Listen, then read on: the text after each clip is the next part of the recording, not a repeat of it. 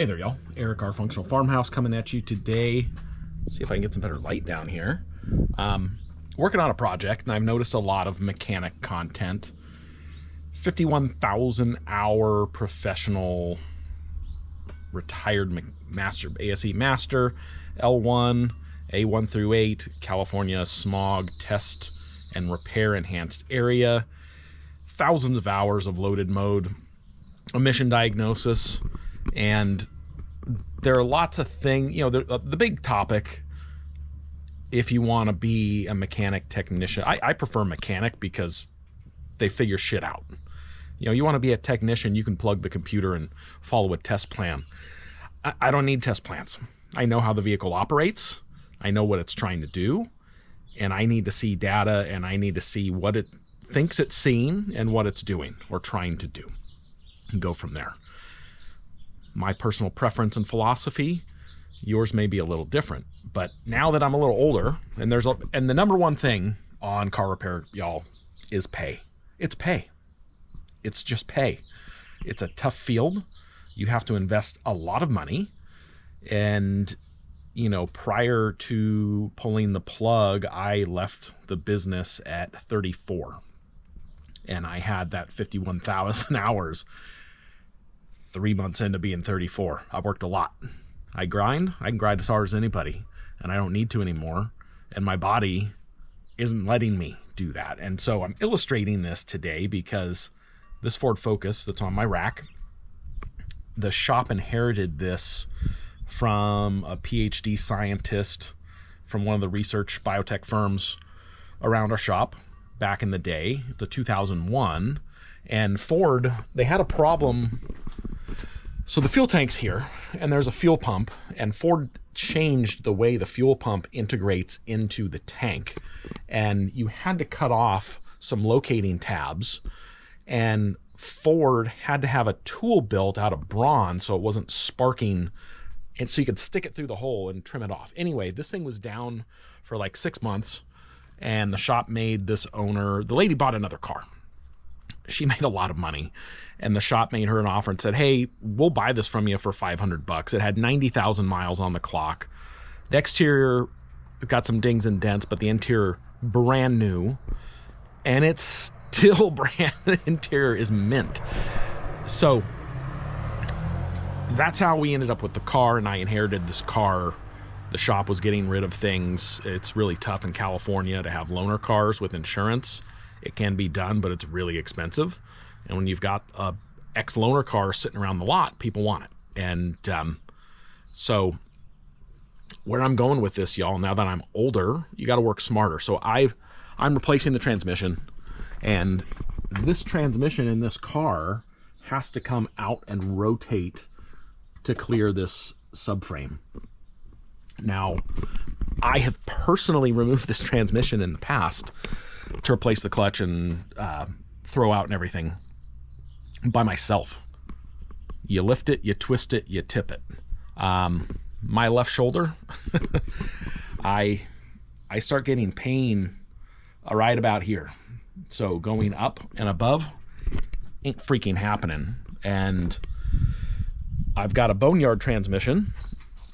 We had an issue where we lost shift input. I tried to make a repair. It didn't stick. But this industry, y'all, I had well over 50,000 in tools invested. It's hard on the body. You're around chemicals, and things are better. And obviously I'm in California, and people, you know, shit on California, blah, blah, blah. There's a lot of awesome here, y'all. This isn't the topic of that, but we were kind of the linchpin on cleaning up the chemical stuff. When I was a kid at the shop, we had real chemicals where you could lose skin without protection, without gloves. Now, the stuff that we haven't had that in a long time, but when you're around that day in and day out, and you're doing stuff with your body, this left shoulder will roll out. I damaged it in a home improvement accident when I was young and dumb, and I thought saving a couple grand was going to work. I'd spend any amount of money to get the shoulder back. And point being is, I can't, when I pulled the transmission out, I've got this Harbor Freight lift table. and I stuck it on top of this, and I use that. I'm not in a shop. I do not have a need to purchase a transmission jack, which is yet another investment. And I said when I put this transmission back in, if it ever comes out, I'm junking the car. Well, I've been looking for a project car and I can't find one that is meeting my criteria. That criteria is E46 wagon without a tan interior. So why are people getting out of the trades? The pay sucks. The investment is high. The risk is high. And when you're getting paid lower to mid-tier trade work, I've got friends who went into the electrical trade and plumbing, and I could buy a truck and outfit it for less than I have in just my toolbox and tools. And those guys are making pretty good money. And when they're on prevailing wage jobs, they're getting bank plus retirement and all this other stuff. None of that existed in the shop. And I worked for a family business, my own family.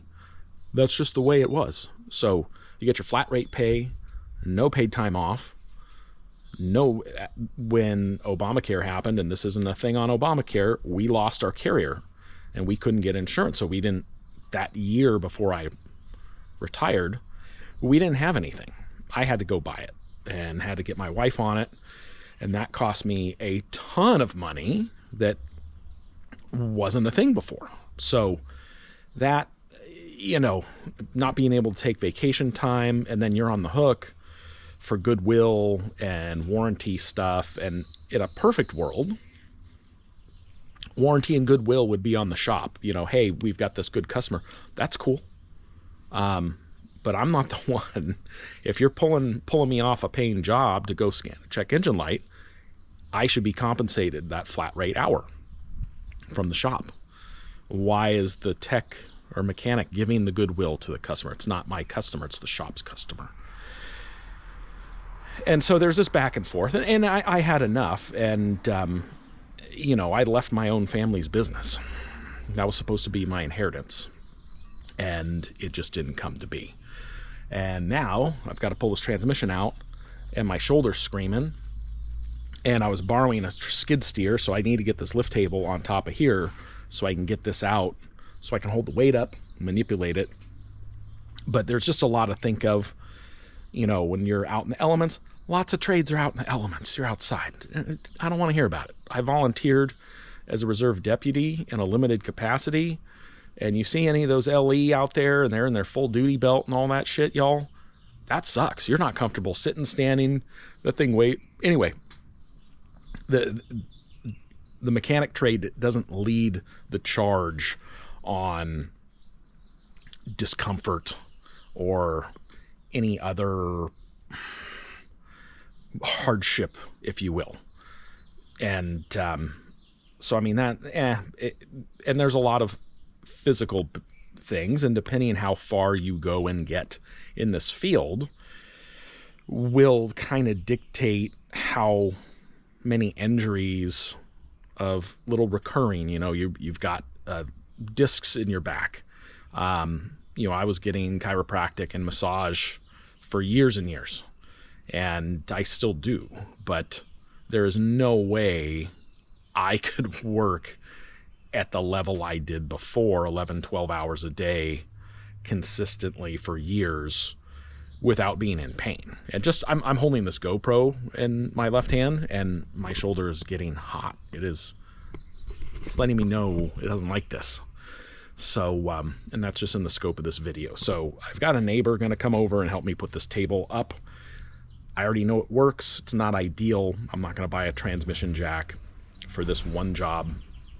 I'm not running a business. I'm doing this for me. And quite frankly, I think it's pretty freaking awesome to be out here under a car in my front yard. I don't know, it's something, it works for me. It does it for me. Also, don't forget to comment, like, subscribe. I'm happy to answer any questions, and we'll probably be making some more related content. Just to put info out there, is it a bad field? I'm not going to say yes. It's highly competitive. It's very high stressed, high drama at the highest levels. And there's just it's a complicated business. Vehicles have gotten more complicated, and I kind of feel like I came up in this golden era of transitioning from self-diagnostic to OBD1 and then into OBD2. So we had Mitchell and ALLDATA back in the day. In the shop, we had the books. That's how far back that went. And information was sparse. We had to figure it out. And we were an independent that worked on, we were in a high-end area in Sorrento Valley in the city of San Diego. And we had very high-end clientele who had a menagerie of vehicles.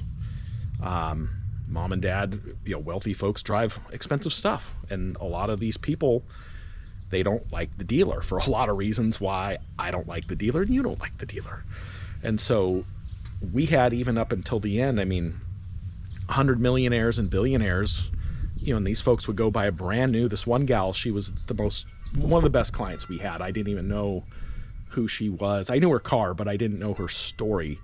And she got one of the highest end Jaguar vehicles at the time, wrote a check, and then she brought it to us and she said, I'm not going to deal with them. I like you guys. And she was always, I could be at the end of my worst day, and if you're doing a lot work in a production shop, you're going to get dirty.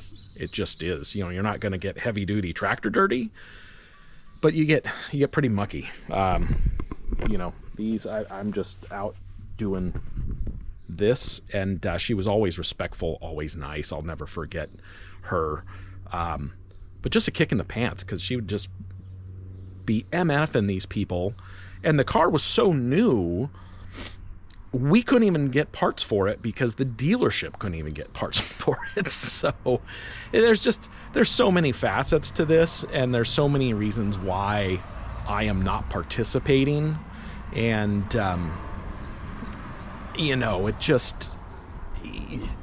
it's dynamic. I wouldn't be where I am without that experience, though, and so I do give that credit where credit's due. I have this skill set, I have this massive bank of tools and troubleshooting knowledge. If you can troubleshoot some pretty elaborate vehicles, you can troubleshoot just about anything in life.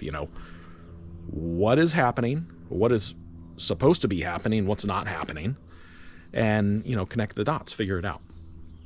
So I got to get this different transmission in. I got that Boneyard one has 50,000 more miles than I have, and this has had a busted third gear synchro since we got the car. And so I'm curious to see what this one does. But anyway, I could talk on this for hours and hours and hours. I'm not necessarily discouraging anybody, but I don't feel like there's some great opportunities to really tiptoe in. I don't know. But there it is, y'all. Again, this is I'm going to sign off again. So we'll see y'all the next one.